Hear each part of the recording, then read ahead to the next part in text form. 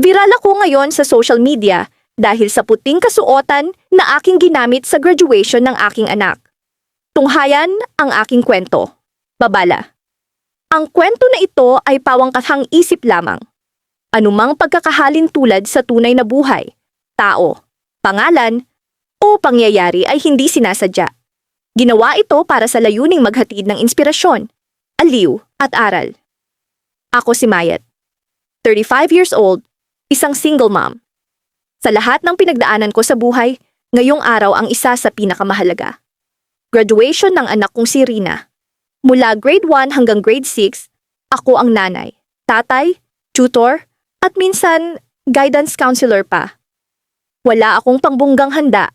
Wala rin akong bagong sapatos. Pero isang bagay ang ipinangako ko. Rina, magugulat ka sa graduation mo. Graduation day. Maaga akong gumising. Isinuot ko ang gown na pinatahi ko. Simple pero elegante. May hati sa gitna. Sexy, sabi ng iba. Hindi daw pang ina. Pero para sa akin, ito ang unang beses kong magsuot ng magandang damit. Hindi para sa lalaki, kundi para sa sarili ko. At sa anak ko. Pagdating ko sa eskwelahan, lahat na patingin. Yung iba, tahimik. Yung iba, humahagiki. Yung iba, nagpipicturan pa ako, pero hindi nila alam ang totoo. Flashback, 2 linggo bago ang graduation. Habang natutulog si Rina, nakita ko ang diary niya. Pinasa ko. Doon ko nalaman na minsan siyang pinagtawanan. Sabi raw ng kaklase niya, "Wala kang daddy, tapos lagi kang huling nagbabayad ng project." Napaluha ako, kaya nangako ako sa sarili.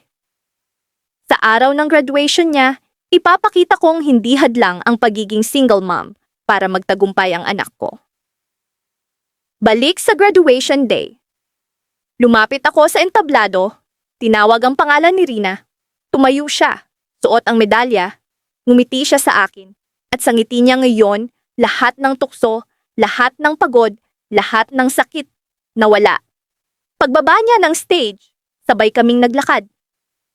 "Ma," tanong niya, "bakit parang ang ganda-ganda mo ngayon?" Ngumiti ako at sinabi, "Kasi anak, ngayon ang araw ng tagumpay mo. At gusto kong ipaalala sa'yo, kahit gaano kahirap ang buhay natin, karapat-dapat tayong magdiwang." Kinabukasan, may nag-upload ng litrato namin. Nag-viral. Ang caption, "Inang rumampa sa graduation." Pero hindi alam ng karamihan, hindi lang ako rumampa para magpasikat. Rumampa ako bilang isang nanay na minsang tinawanan, pero ngayoy nagtagumpay, kasama ang anak niyang ipinaglaban sa lahat ng paraan. Moral ng kwento, hindi nasusukat sa damit ang dangal ng isang ina. Minsan, ang gown na may slit, may dalang kwento ng luha, sakripisyo, at pagmamahal.